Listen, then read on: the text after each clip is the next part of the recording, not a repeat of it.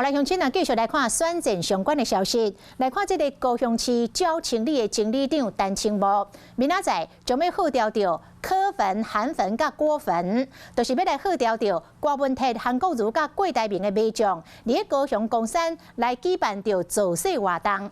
不过，陈清茂今仔日伫面册来表示，讲明仔载的活动要来改名称，因为高雄市的前新闻局长王千秋。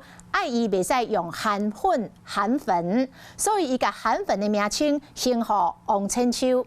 王千秋是来回应讲，无人有权力要求改这个活动的名称，以尊重陈清茂的做法。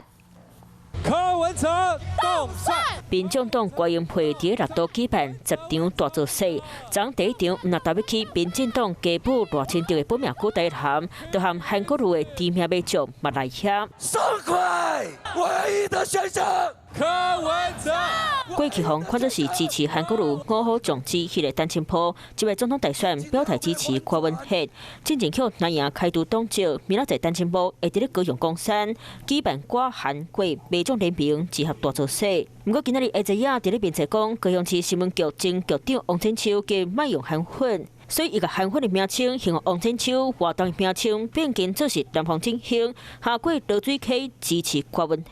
当时是在讨论所谓的流量的密码的问题，在这个议题上跟来宾做一个讨论啊。那他有他自己的看法，但我没有权利去要求任何人用什么名字去做活动。自己也曾经在脸书上自己说明过，说自己不是韩粉，这都是他自己的说法，我们都尊重。那祝福他活动顺利成功。看国民党明仔载慢慢伫咧开刀造势。韩国瑜会出席，所传出支持韩国瑜的马将会分裂投票，无分区立委的政党票支持国民党，不过总统投予郭文哲。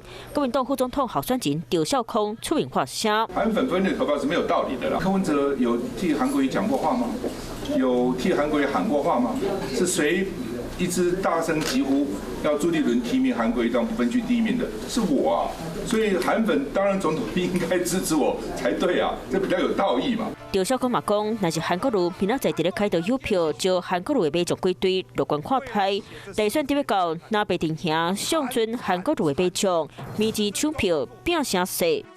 Hello， 我是林仙怡。想要抢先掌握最及时的新闻资讯吗？赶快订阅、按赞、开启小铃铛，锁定华视新闻 YouTube 频道。